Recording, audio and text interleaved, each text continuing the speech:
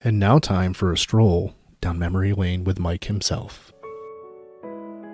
If you're at Winn-Dixie buying nothing but snack cakes and soda, I will call you out for holding up the line while you argue about the 79 cents that the register didn't take off your purchase.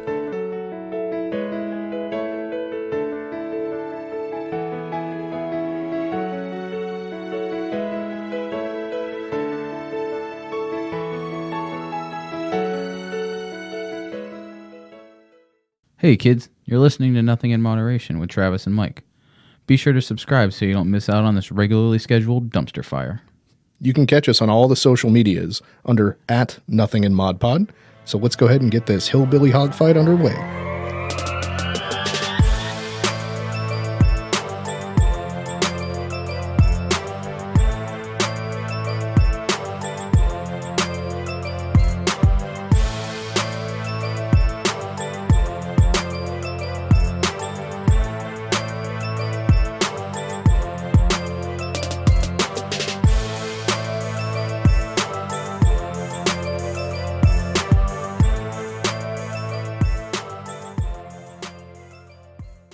Maybe this week we'll fucking nail it like we did last week. Maybe. I mean, I started recording before I said I hit record, so my countdown's on there. So you should just be able to line it up with your countdown. But hopefully. It's almost like we're not fucking professionals at this point. Yeah. I mean, according to the people on the internet, we're not.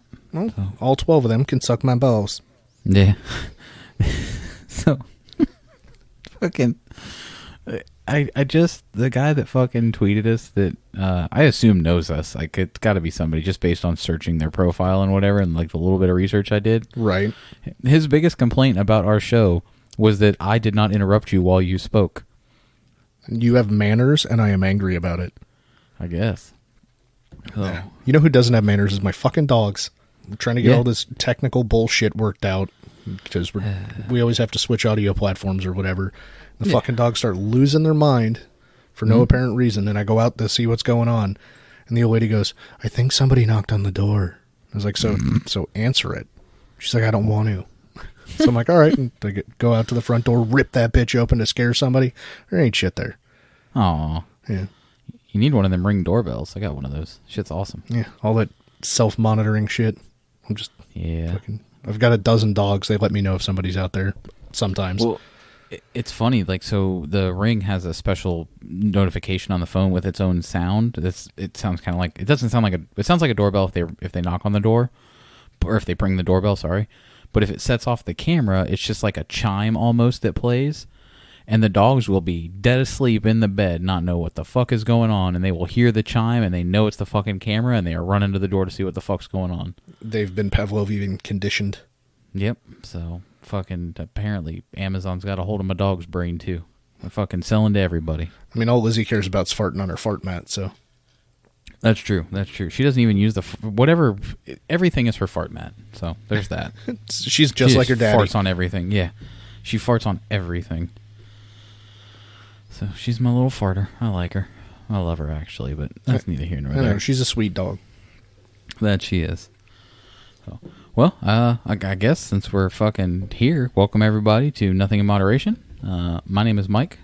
That's my buddy Travis over there. That's me. We are we're just hanging out today. Fucking got some cool shit to talk about. I think I'm actually kind of excited for a couple of the things that we've picked to talk about. So just real quick, just want to make a note that we do have stickers and magnets available. Just shoot us a DM or an email. You can catch us on all of our socials at nothinginmodpod or nothinginmoderationpod@gmail.com. And we will mail you out a sticker or a magnet free of charge. The only thing we ask is that you send us back a picture of where you placed said sticker so that we may share it with the other friends of ours on the social medias. Yep, that way we can spread the love with everybody. And we don't often say this, but if you want to like, share, subscribe, all that jazz on any of the platforms, it'll help get us out there if you want to. If you want to keep us to yourselves, we get it too. Yeah, either way. I mean, if you don't want people knowing that you listen to this terrible shit, we fully understand. I'm looking at you, Josh. Yeah. But no, we, like I said, I know having just done it, I know it's been a couple weeks since we've actually said all that shit at the beginning of the show. So I've got to get in the habit of that. So full transparency, we're learning as we go, just like y'all fuckers are. Don't stop. Learning. Wait, those aren't the words. It's the way it is right now. You shut the fuck up. Yeah, you're right. I'm sorry. That's cool. Do you still have people you need to get stickers out to? Yeah, we do have a couple of people we got to get stickers out to. I know. Did you actually order stamps, or are you still crying about the $1.30 in shipping for the stamps? I'm not crying just about the shipping on my shipping labels. The thing I was frustrated with is the website shits its guts out every single time I hit order stamps. It's like, sorry, the system is down. Come back later. I was like, yeah, brum. The system is down. If anyone doesn't know what we're talking about, it's Strong Bad the email. Oh god, it's such a funny. We'll have to use that in one of our social media posts this week. I'll get a small clip of it. Yeah, I'm sure it's not copyrighted or anything. Strong Bad. The system is down. All right, moving on. Sorry. Yeah, so I don't know where you want to start. We got a couple of things. I know you. We can start pretty much wherever you want. I figure since we're talking about Strong Bad, and that's kind of it's a spin-off of 80s or 90s cartoons and became an internet web series and stuff. We can go with the pop culture segment that you were talking about with a certain cartoon from our childhood coming back. Yeah, the Ren and Stimpy is getting rebooted. They are going to do it on Comedy Central picked it up, it looks like, which I think is probably the best place for it. So it can get the the South Park treatment as far as its censorship goes, I guess. Because I don't know how. What's weird about adult cartoons is you don't realize until you're adult how really they're geared towards adults. Yeah, it's weird how they walk that line, and I don't want to act like I was like the biggest Ren and Stimpy fan. I watched a lot of it. Right. The only thing that stands out to me from it is the log song. It rolls downstairs, a loner in Paris runs over your neighbor's dog. It's log, it's big, it's heavy, it's wood. But I grew up in that era where you were watching Rugrats and Doug, and Ren and Stimpy was kind of on later. I actually remember at one point my mom would let me watch it. Luckily, my dad, who didn't, he didn't see a problem with it. He had fucking all of it on DVD at one point or another. As soon as he could buy it on DVD, he bought all of the seasons on DVD. But I'd always watch it at Dad's house. So it's funny. They won, or they were nominated for 3 Primetime Emmys when they were on the 1991 series. And I was just trying to pull it up because I knew there was somebody relatable that did voices in it, because you can always kind of tell. And it's Billy West. I don't know if you remember me talking about him. He did Futurama voices and stuff like that. Yeah. So you'll be able to, if you're like me, because I like to hear the voices in different voiceover stuff, or even when there's movies on and I'm out of the room, I like to say, hey, I think that's so-and-so from this and this, just based on the voice. But he did a bunch of the Ren and Stimpy stuff. And I know that Ren and Stimpy came back, so it was a 91 series, which is when we would have watched it as kids. I'd have been like 9 when it came out. And, you just like it for the booger humor and the farts and the Royal Canadian Yaxman and stuff like that. But it came back again, I think, in like 2001-ish. Something like that, yeah. Oh, it had to have been later than that. But I'm trying to pull it up. It's just shit's running slow. But he came back, in 2002-ish, 2003-ish, somewhere in that time frame. And I remember watching it and feeling like there was no more subtlety to it. The first episode I watched, Ren and Stimpy are sleeping, and they're a naked cat and dog. And one of them is snoring in like the punching bag in your throat, your uvula. Went and hit the other one in the ass or something like that. And when Ren woke up, he slapped Stimpy and he's like, what did I always tell you? And Stimpy's like, you're the pitcher, I'm the catcher. And I was like, oh, it's not subtle at all. It's, instead of having gay overtones, it's blatantly saying this is the case, which whatever, but it was, I don't remember it being like that as a kid, and I haven't gone back and watched the 1991 series to really know if that was in fact how blunt it was with everything, and we just didn't know because we were kids. Yeah. The one thing in the article I'm reading that I know I don't think we talked about it at all, but I remember, I think we may have talked about it via text or whatever, but they're bringing Beavis and Butthead back as well. We did not talk about that. Okay, well, and I guess it's going to be on Comedy Central. I didn't realize Comedy Central picked up both of them. But I guess I was a little older, I feel like, when Beavis and Butthead came out. I feel like I was probably late middle school, so I got more of the jokes, I guess. And it, you know, was more towards like that teenage humor, whereas Ren and Stimpy was legit for, you know, at least as I remember it, for kids.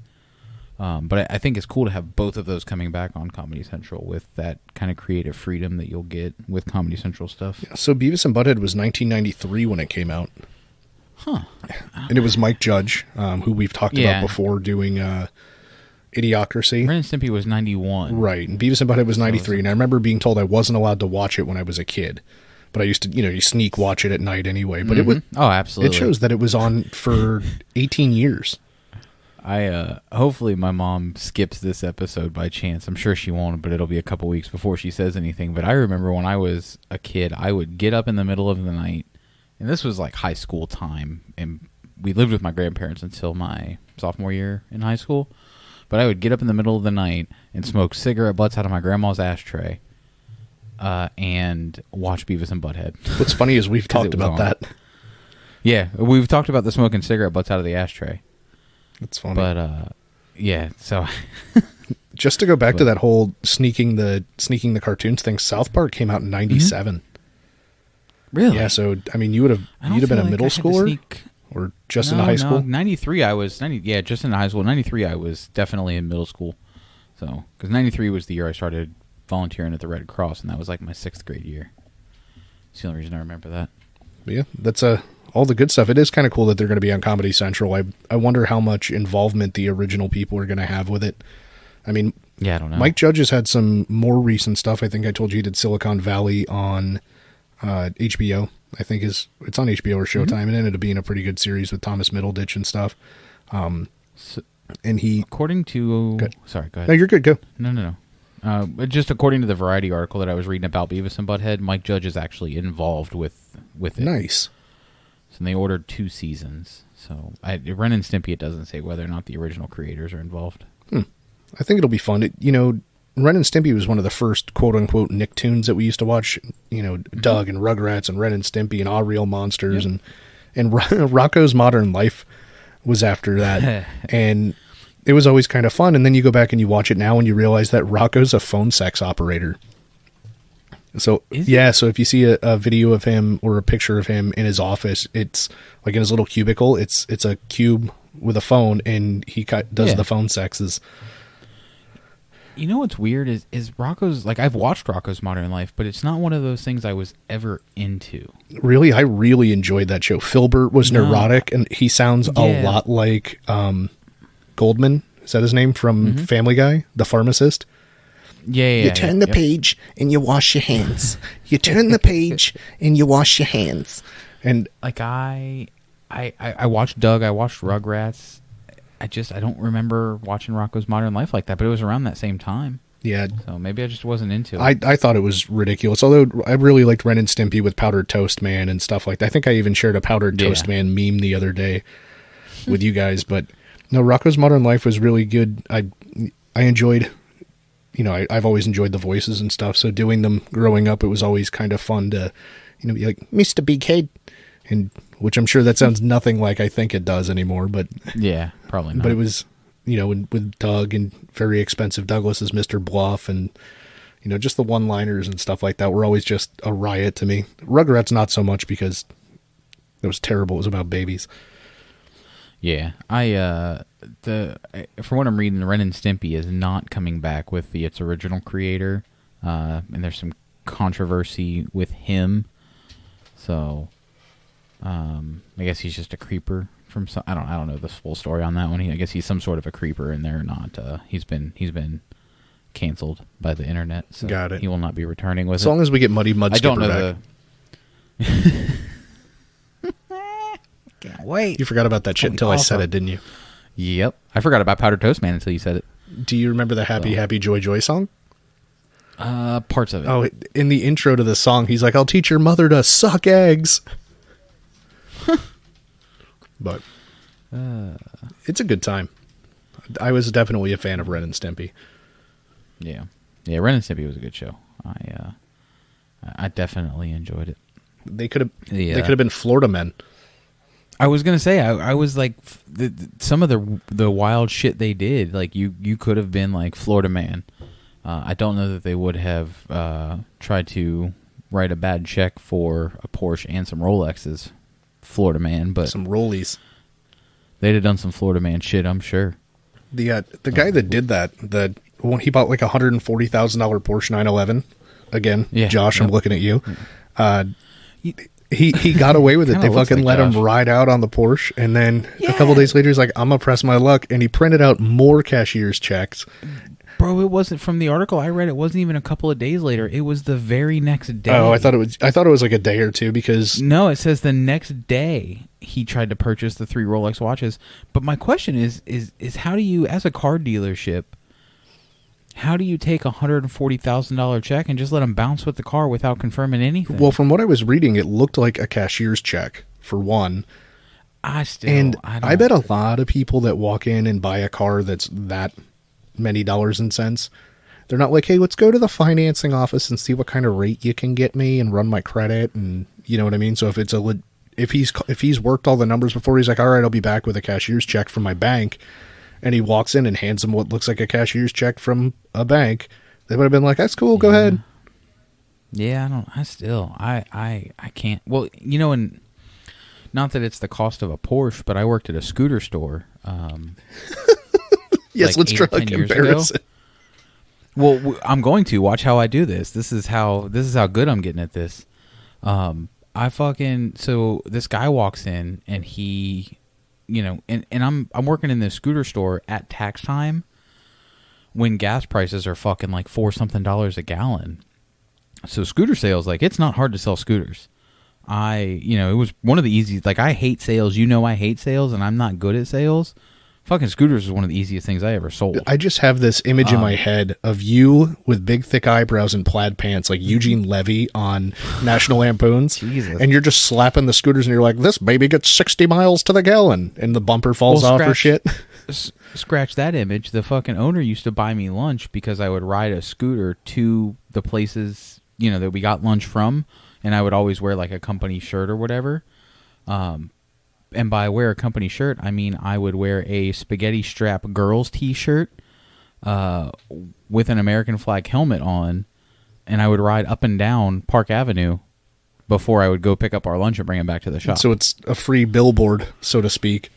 Basically, well, at the time, absolutely, it was a free billboard because I was big old Mike. And you look ridiculous, so everyone's going to look and be like, what is that? Absolutely. And if you're doing it now, you'd be on TikTok and Instagram and all that other shit. Absolutely. You got 400-pound Mike riding down Park Avenue in Winter Park on a fucking bright pink Vespa-style scooter. It wasn't an actual Vespa. It was the Chinese version because, you know, we sold the Chinese knockoffs or whatever. Right, on 3-inch wide tires.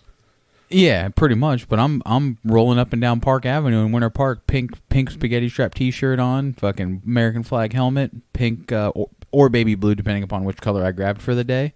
Fucking scooter, just rolling up and down, fucking, you know, getting people to swing by and buy scooters. Ringing the bell and saying, I'm still going to send it. Yeah, pretty much. I'm still going to send it. But this fucking guy came in, and, you know, he had been in once before and was, you know, kind of checking out the scooters and figuring out what he wanted, and he's like, oh, do you guys take checks? And I'm like, yeah, man, no problem. We can definitely take a check.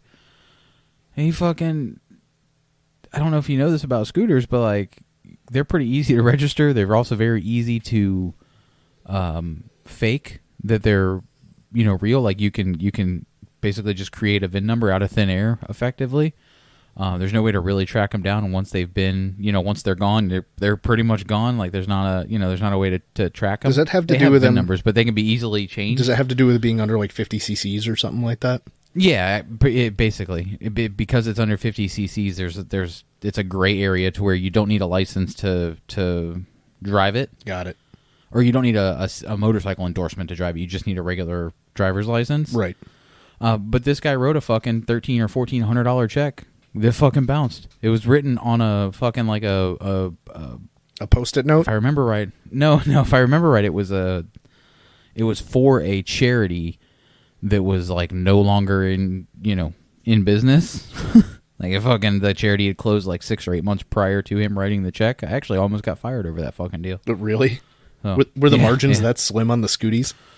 No, they were paying like $300 to $500 a pop for them out of China and selling them for fucking $1,200 to $1,700 depending upon which model you bought. You know, that's not that I'm trying to flash cash or anything like that, but I wouldn't have thought of a $1,200 to $1,500 check as being something to be like, man, this guy's really going to scam us. You know what I mean? It's no, not at all. It's a number, especially in the area where you were, which most people may or may not know. This Park Avenue is kind of like the main downtown drag strip through the most affluent portion of the county without going into residential neighborhoods. The house directly behind us, and we were right by Skycraft. Okay, so you were actually over off of like Fairbanks. It was Fairbanks, yeah. You know, but like the neighborhood, the houses right behind us were, you know, $350,000, $400,000 houses, and they were the cheapest houses in the area. Yeah, those are like the 900 square foot 1-1s. And, you know, just to really get into where you're at, like 4 blocks down the street, if that, there's a vintage Porsche dealership.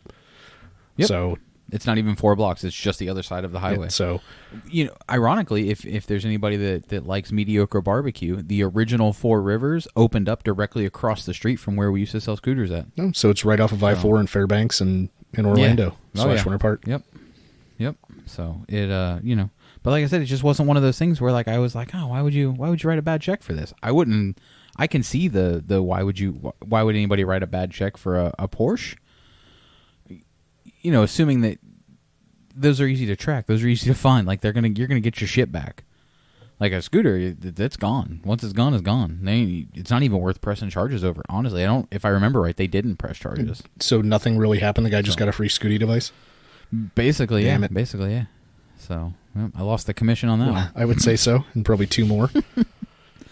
Yeah. I think I only worked there like another week by choice, but I'm fairly certain they wanted to fire me over it. Yeah, I mean, it happens. It's kind of funny though. The owner was a scumbag anyway. Yeah, Fuck him. That's hysterical to me to go in and write, hey, will you take a check for this? I'm sorry, sir. Does this look like a 1980s, potentially 1990s cell phone store? Yeah. Is this the grocery store? You think we're going to take a check? We do, actually. We take them. We don't verify them. We then blame the sales guy for him saying, hey, this guy wants to write a check. Is that cool? Is there anything I need to do? Nah, man, just take the check and you know, you'll have his ID for the title stuff or the tag stuff. So that's fine. That's it. Man. All right, cool. I know when you start a new job. I'm an asshole. When you start a new job and they're like, all right, we need a voided check for direct deposit. And I was like, why? You need a what? I've never worked for a company in recent years that required that. I'm always like, I don't have one of those. Like, what do you mean you don't have one of those? I'm like, I don't have checks. I actually had to order checks. I mean, I do, but yeah. I've had my account for 2 years with the current bank I'm at, and had to order checks so that I had one to void out for direct deposit paperwork. That's dumb. It is what it is, and you know, the point to be made. The last company that I was working 1099 for, I had to put down my bank account and routing number and stuff like that, and I wrote it down wrong. So, you know, my inability to do my job the right way as far as paperwork is exactly why they need voided checks. So my bank has a little thing you can print out from their website that has all the info on it. Yeah, I mean, I just did what I was told. Yeah, well, that's definitely why you suck at life. They're giving me the money. If what they need is a voided check, I said I'll get it to you within the next 5 days because that's how long it takes for the bank to get me checks. Pretty much. I told you the wife didn't even realize that the bank would mail checks out to all of her reoccurring bills, like the car payment and stuff, right? Oh, yeah. I just have them all set up on auto pay. Like, I mean, her bank's gotten to the point now where you can hold the bill up in front of the camera and the camera figures all the shit out and sets up your auto pay for you.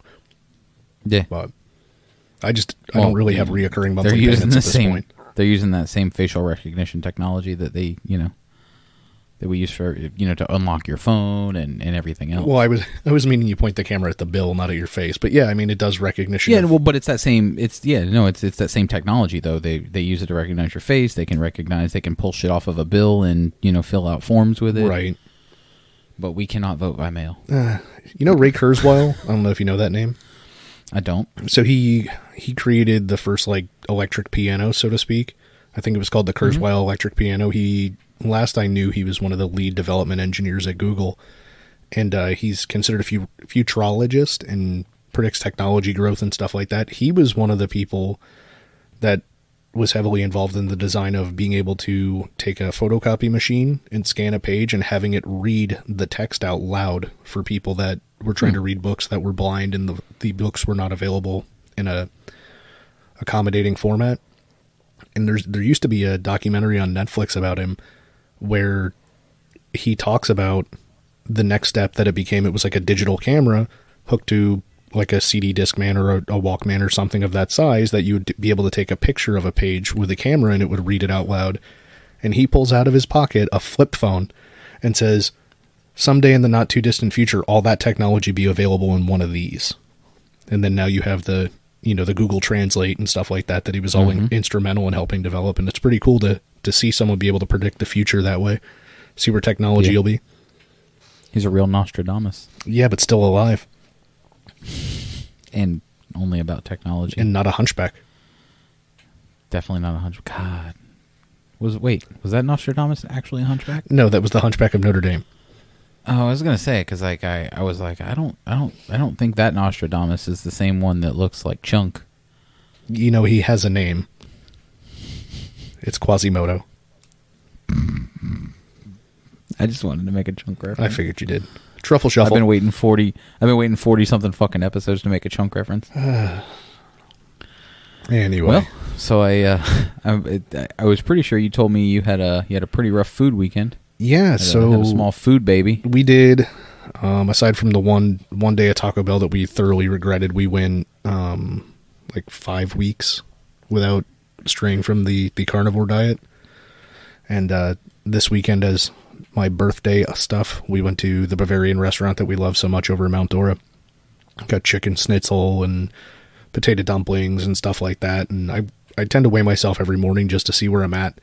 And my weight Friday morning, so still diet compliant, and my weight Monday morning, so after eating whatever I wanted Friday night, Saturday night, Sunday day, Sunday night, I was like 11 pounds heavier.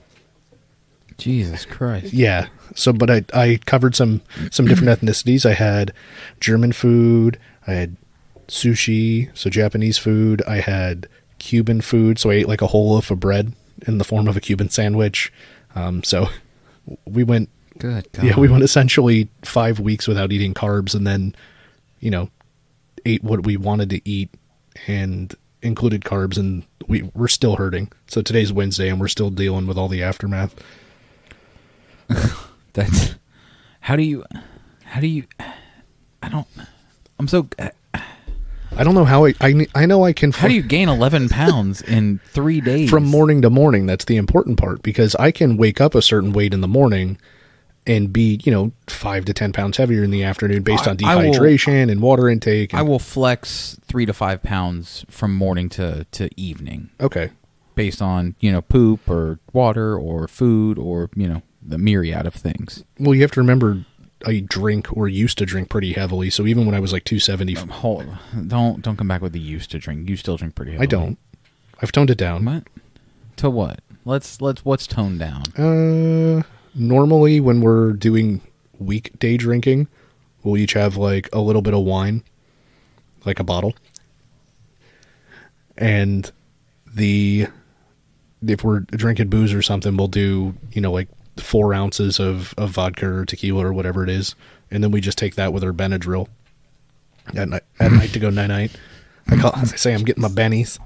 But on the weekends, we normally go too hard. We'll drink 2 cases of beer and a handle. But anyway, so my point I was making is I can wake up dehydrated, so then you're down that liquid body weight and just drinking water throughout the day. I drink a gallon anyway. And if I retain half of it, I'm picking up 4 pounds just doing that, plus whatever I'm eating. So yeah, I picked up 11 pounds in like 2.5 days, 3 days. That's insane. That's absolutely fucking insane. The really weird part is, eating carnivore, we can eat a small portion and feel satiated and not need to eat and, not be hungry for a while. But when we're off diet and we're eating the way quote unquote normal people do, the portion size ends up being a lot larger, and we're hungrier a lot sooner. So I don't really understand all that. We noticed that when we did the vegan stuff for a month as well, that we needed to eat a lot more often and a lot larger portions to feel not hungry. Yeah, I mean, I know since I stopped eating meat, I don't eat as infrequently as I did when I ate meat. But I don't. I guess it doesn't bother me. Like I eat more. I just eat more meals that are way smaller. My portion size doesn't change. The frequency of what of how often I eat is all that changes for me. Yeah, we also noticed that. So on carnivore, whenever you get past the whole fog thing, the keto fog or whatever it is, if you suffer from it, when you start to feel hungry, you go, okay, now I need to go eat something, and you have a little while before you start to feel wonky from not eating. And I've even had instances where I start feeling funny and I'm not hungry. Like the actual nutrient deficiency wonky. Yeah. Whereas when we were doing the vegan diet, which again, those are as extreme of shifts as you're going to get from one to the other, the onset of I start to feel funny to I'm barely functional is much more rapid when we were doing vegan stuff. But it was also a different complete body process. Yeah. But it was one of those things I had to be aware of. If I started to feel hungry, I needed to make sure to eat something in the next 10 to 15 minutes. Whereas, I've woken up, we'll eat at 9 o'clock at night, and I won't eat again until 5 o'clock the next afternoon when we're on the carnivore stuff. And I'm still not hungry. I just know I have to eat. Yeah. It's weird. It is weird. I don't know. Yeah. People are weird. So, people are weird. I had a trick played on me / an unpleasant treat. So one of the snacks that I'm addicted to is Poppables, and they're made by Lay's, and they're just those little air popped little chips, and they've got like cheddar and sour cream flavor. That's not the actual flavor, but that's what it resembles. Are they like the 3D Doritos used to be? Yeah. Okay. Yeah. But they're not shitty. So like 3D Doritos are fucking disgusting. Also, those 3D bullshit Cheetos they tried to pass off there for a while were bullshit too. But they're just fucking. They've got like sea salt and then salt and vinegar. And we typically eat the cheddar sour cream or the sea salt ones. And I mixed up some containers. I had bought salt and vinegar and sea salt. And I just, I poured the 2 bags into one and then mixed up a partial, mixed up the containers so that I had a little bit of sea salt, and vinegar, whatever. It's a gamble. Yeah. Well, every now and then you throw some in your mouth and it's all sea salt. You throw some in your mouth and it's all salt and vinegar, and you're mad about it or not. It's not my business. However, I did not realize that one of the containers that I used to store my Poppables in, my lovely wife had used to, I guess when she gets down to the bottom of a candle, she had gotten all the wax out of it and plopped it in this container while she was trying to clean the jar out, and left the flavor of Midsummer Night or Drakkar Noir in this container. So every bite of fucking Poppable that I took tasted like candle wax and Drakkar Noir. So I just ate that whole container because it's what I do. I'm fat. Even though something isn't pleasant, I finish it off. And that'll be a great blind date story. Wait, what? But the next day I got another container of Poppables out that had not been used for candle wax, and I still tasted a slight little tinge of it just from memory more than anything. Right. That I was like, there's something missing here. This still tastes like fucking candle wax. But hey, I still love Poppables. I had some again today and did not have that same problem, so I'm back on the wagon. Do they have them in all the weird flavors like that Lay's just came out with? No, they only have them like the weirdest flavor they have them in is honey barbecue or creamy jalapeno. Well, the creamy jalapeno ones are all right. I'm not ever going to eat honey barbecue chips. No, you are not, and that's fine. I regret it. So, man, I like the idea of doing treat roulette, for lack of a better term. The idea of mixing the Skittles and the M&Ms and the Reese's all in a bowl. Fuck, people like you just want to watch the world burn. There's a little bit of chaos to it. The one that had me rolling is the idea of like the peanut I gave you on the first episode that's so terrible. Putting peanuts out somewhere at a gathering and just having varieties of peanuts in there, but sabotaging a couple of them with those hell hath no fury, like your asshole after this peanuts. Yeah. And just sitting back and watching. And no, it happened accidentally one time. We had a potluck lunch, the wife and I did with some of her coworkers and stuff. And there's a girl on the team named Elena. She's my brewmaster friend Eric's wife. And Ashley had made butter chicken at home, and we had used some of the scorpion chilies or whatever we had to help toss heat into it. Well, when Ashley was getting done and she's pulling the peppers out, she apparently missed one. And when we're all eating at the potluck and stuff, it's got good heat. It's not too bad. And Elena normally eats spicy stuff, and she's looking around and like turning red and like freaking out and trying to figure out why nobody else's stuff is out of control fire. And apparently she got a chunk of what was left of the scorpion chili and was chewing on it, and it was just lighting her up. Oof, that is terrible. I mean, she thought it was funny once we all figured out what happened, but that was an unintentional snack roulette. Yeah. I mean, that's acceptable. You didn't do it on purpose. You weren't trying to be a dick. No, but the person that mixes M&Ms and Skittles, they're trying to be a dick. Correct. And I love Skittles and I love M&Ms. You just want to know what you're putting in your mouth. I just don't want to live on a planet where those two coexist in my mouth at the same time. I think it'd be funny to... We're going to need to isolate that as well for later. I just think it'd be good if you're going to do that particular snack roulette that you go heavy on one or the other. I think the Skittles would be the worst surprise in a bowl of M&Ms than an M&M would be in a bowl of Skittles.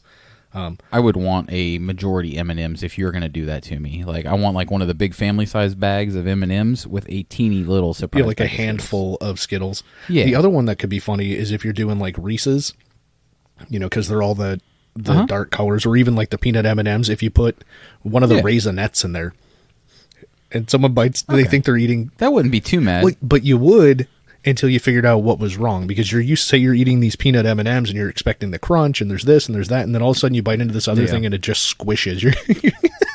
You're gonna want to know what is this? What is a squishy M&M? Yeah, no, I could see that going. That wouldn't, like I said, there's just something terribly wrong with biting in, expecting M&Ms and getting fucking Skittles. Yeah, I agree. So, have I don't know if I've talked about it. There's a company that makes no sugar snacks. They're called Smart Sweets. You have not. There's like 3 grams of sugar per bag.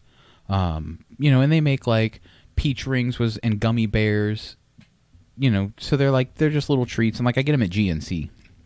Well, I walked into GNC and this company had come out with a Starburst like comparison or product.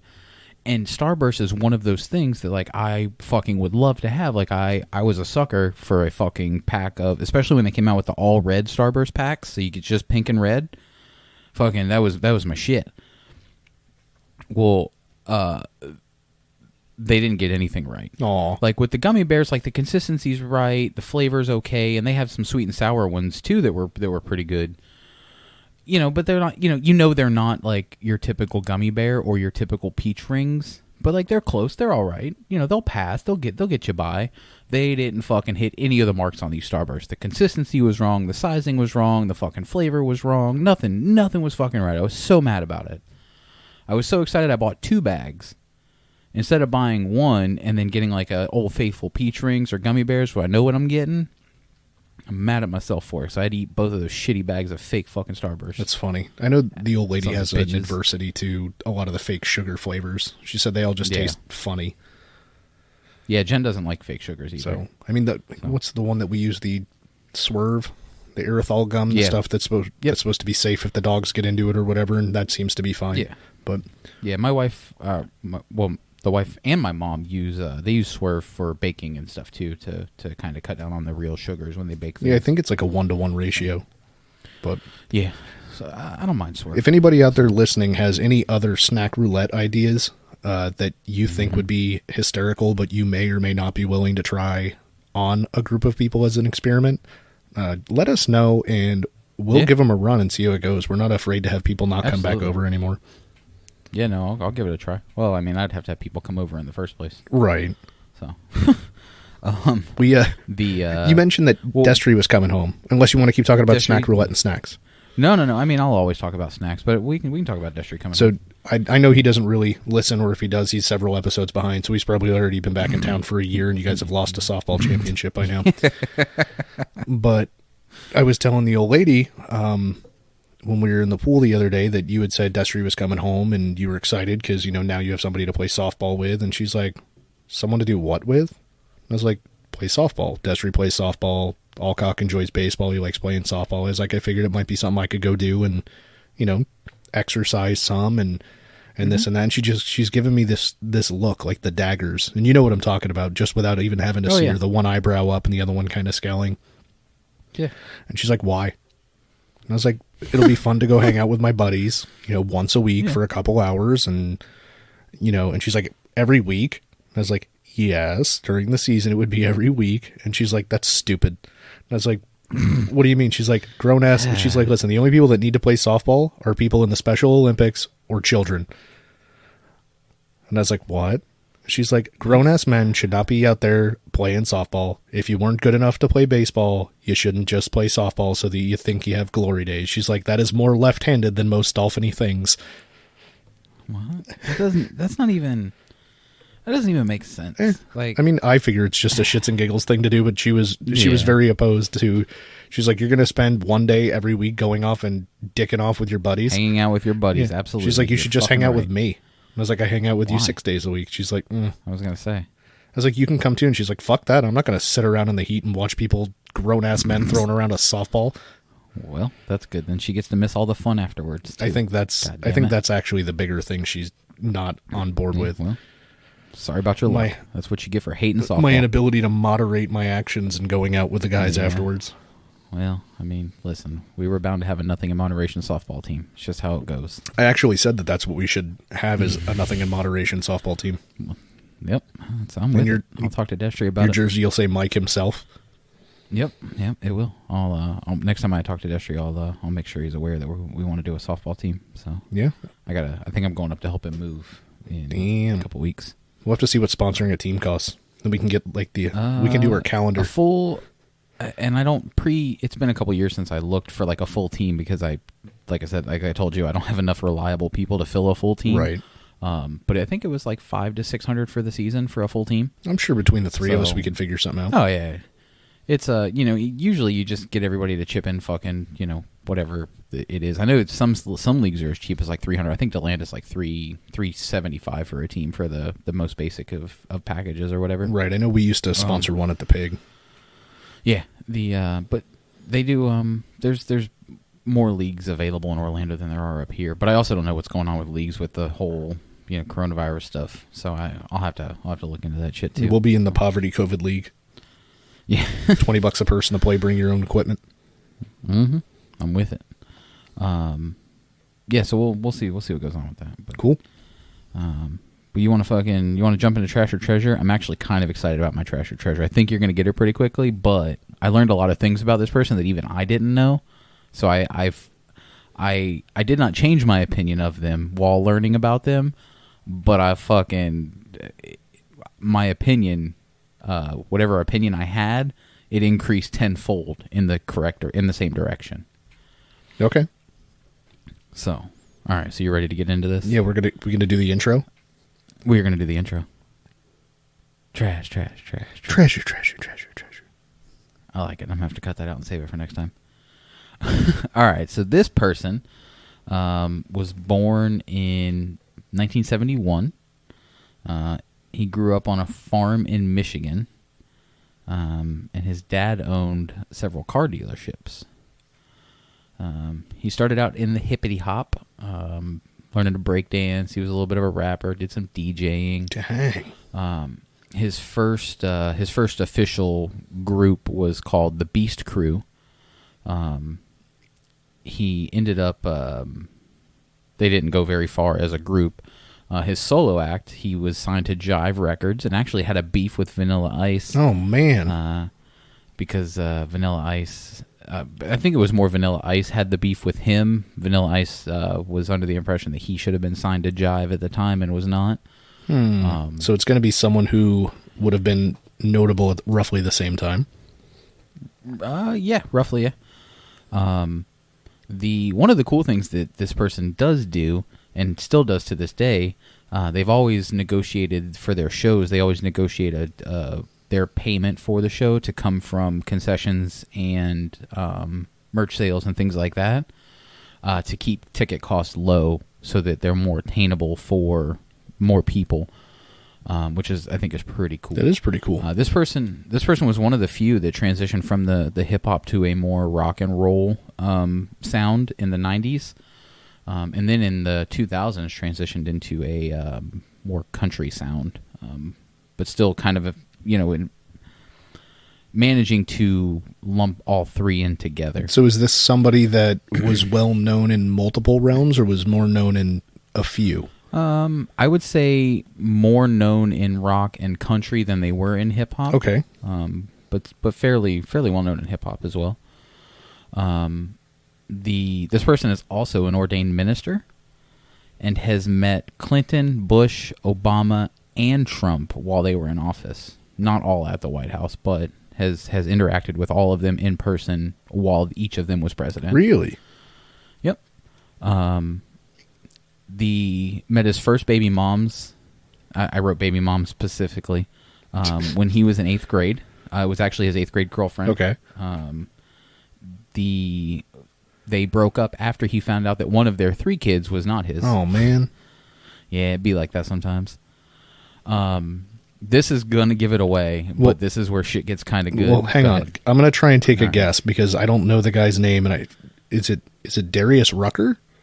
It is not. Okay. So that I didn't know if he had any hippity hop background, but I do know that he was in a quote unquote rock band and then was a country music player. Yeah, he is not Darius Rucker, and I don't think Darius Rucker ever did any hip hop stuff. Okay. He was the Hootie. He was the Hootie. This person sued in California courts to stop the release of a sex tape that included him and Scott Stapp being serviced, we'll say, by groupies. That didn't give it away like I thought it would. I mean, Scott Stapp's the guy from Creed? Correct. So the My Trash or Treasure pick and Scott Stapp were in a pornographic film having things done to them by groupies, like on a tour bus. Right. And they had to sue in California to not have this tape released to the public. Do you have any more clues, or was that supposed to be the end all? I have a couple more. He got into a physical altercation with Tommy Lee while he was dating Tommy Lee's ex, Pam Anderson. Really? It's not Dave Navarro? It's not. Okay. Do you not? I don't have any more clues. Oh, no. I think this is gonna be the first one we didn't guess. Let's see. Got into an altercation with Tommy Lee while he was dating Tommy Lee's ex, Pam Anderson. Who dated Pam Anderson after Tommy Lee? I mean, who didn't date Pam Anderson? Yeah. Let's see. So he would have been in a rock band at roughly the same time. Correct. Well, he was a solo act, but doing rock music at the same time. How am I all this? Solo. Wow. Can you name a song? Ball with the Ball. It is the Kid Rock. It is the Kid Rock. I was gonna say that when we were talking about Michigan. I'm like, no, it can't be Kid Rock. Yeah. So I have a couple of issues now with Kid Rock after researching Kid Rock, because the farm that he grew up on, and I'm going back to the Wikipedia page that I looked at to get the exact acreage. But the farm he grew up on was where'd it go? 5,600 the home. I'm sorry, it was a 6-acre estate with a 5,628 square foot home, and his dad owned like 6 car dealerships. Well, he definitely grew up white trash poor than having to fire up the crack pipe behind the shed. And And that's my thing. Like, I always like, and I'd never researched Kid Rock because I didn't actually care enough to. But like, I just always figured he came from like the trailer park, you know, just based on his persona, that he was poor white trash trailer park kid.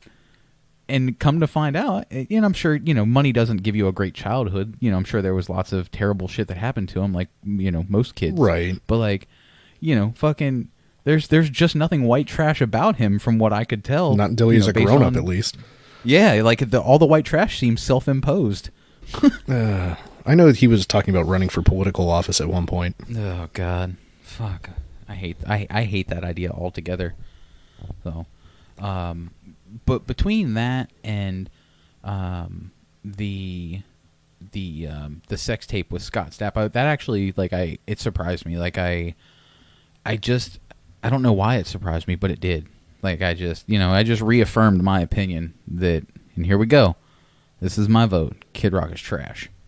I feel like Kid Rock is as much trash as Mel Brooks is treasure. Like, the fact he's hanging out with Scott Stapp is enough to make him a loser.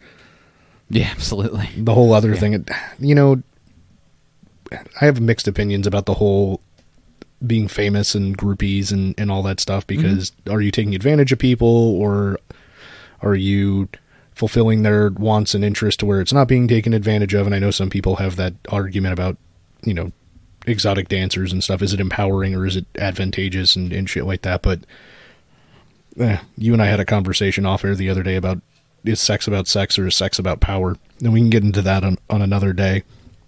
But yeah. I feel like he would be gross as a whole, and hanging out with Scott Stapp with his arms wide open. Yeah, no, fuck all that. I'm good. But I have the same opinion about rock and roll artists that have to say their name in every fucking song as I do about hippity hop artists that have to say their name in every song. Yeah. You know, so it's like, you suck. Yeah. God damn. Yeah, I've I used to like Kid Rock, like when I was younger, before I formed a musical opinion. Right, before you knew better. Yeah, before I knew better. So like I don't hate him as much as I hate Metallica. Really? Yeah, I hate Metallica. Can't stand like as far as the actual sound or the personalities that come out of it, or yes, all of it.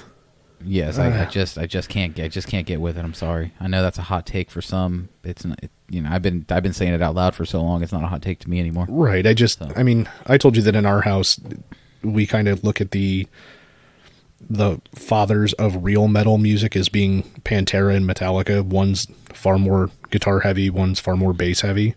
And a lot of what we listen to that is metal is kind of derived with those guys as the big influences. You should also take my opinion on other rock groups with a grain of salt, because I didn't understand a fucking thing you just said. Like, I couldn't tell you the bass versus guitar heavy. Like, I couldn't pick that out. Oh. So go listen to Dragon Force, and that's going to be guitar heavy. Okay. And like, I know who Pantera is. I've heard Pantera's music. I just, like, I couldn't name a Pantera song. Oh, that's unfortunate. Yeah, it'd be like that sometimes. It's cool. Well, I guess I can't do them as trash or treasure, because you'll never figure it out. Never. It'll be like you and Kid Rock, apparently. Yeah, or me and just about anybody, apparently, that's not an actor or actress. I went back and forth with fucking like 30 different people today. The first, and I told you via text, like the first couple, because we don't have a list of the ones we've done. The first couple that I was like, I spent like 10 minutes researching Mike Tyson, and I was like, I read a couple of things, and I was like, man, this seems familiar. And I was like, fuck, it's because we already did Speaking of which, did you see he's training again, and he's talking about fighting? He is. And that's why I initially had thought about it, because I saw where he signed. He's not thinking of fighting. Him and Roy Jones Jr. signed a contract. A contract. Yeah. But I feel like he made some kind of comment about, I'll fight anybody to prove that I can, type deal. And I'm like, oh man. Yeah. Fucking. Well, what's weird is if I'm Roy Jones Jr., I'm walking in that ring with some sort of fucking ear protection on. Yeah. In all fairness, Holyfield did that shit too in college, I think. Well, it's funny, and I don't know if I've ever told this on the podcast or if I've told you even outside of the podcast. I worked at a hotel that Evander Holyfield stayed at it at one point, and I didn't get to like physically talk to him or anything, but I was out front smoking when he was trying to get out of the hotel one night, and he stopped and took a couple pictures. He seemed super pleasant with the people that he was talking to, right? But he would always turn with his good ear facing out in the picture, like would not let anybody get to where the ear that had been bitten off was facing outwards. And I can't blame the guy. I just think it's funny that's like he had to retrain himself to turn a certain way because of Mike Tyson. Yeah, I mean, it changes your whole life in so many different ways. Yeah, and there's a lot of that public appearance stuff, and I've never been into it. I absolutely understand representing a brand and brand consistency in business and stuff like that, like how you answer the phone at a business, that kind of stuff. Yeah, but it's famous. It's all over the internet. It's all over everywhere. Everyone knows what happened. It's not like someone's going to be like, "Oh, dude, what happened? Did you get attacked by a dog?" I would do like Evander Holyfield did and lean into that shit. Right. All right, let's get the fuck out of here. That's my last one. I'm sorry. I regret that already. All right, man. Well, we appreciate you guys listening. Again, like we said earlier, we definitely got stickers and magnets ready to go out. Just shoot us a DM or an email with your information, and we will send one out to you free of charge. All we ask in return is that you send us a picture of where you put it. You can find us on all of our social medias at nothinginmodpod, or our email is nothinginmoderationpod@gmail.com. You got anything else, buddy? You ready to get out of here? I'm excited that the bumper stickers. No, it's the magnets. The magnets actually have the @ on it, so people are like, they don't just see that shit and go, "Oh, what's that?" Yeah, now my only regret with the magnets is that I wish they were a little bigger. So, but story of our lives. Cross that bridge when we get there. Yeah, well, it'd be like that. All right, buddy. I'll catch you next week. I love you. Don't do anything crazy. All right, bye. See ya. Stop it. Hey, kids. You've reached the end of the podcast. That's it. There's nothing more here. Just dead air and this closing statement. We appreciate your diligence, though. Now go back about your day and come back for the next show. Or listen again. In fact, that sounds like a better plan. Grab another show. That's what I'm doing right now. Whoever listens the most wins. You don't really win anything, really. Just the memories of better times, which is winning in my book. All right, well, this is the actual end. Hand banana.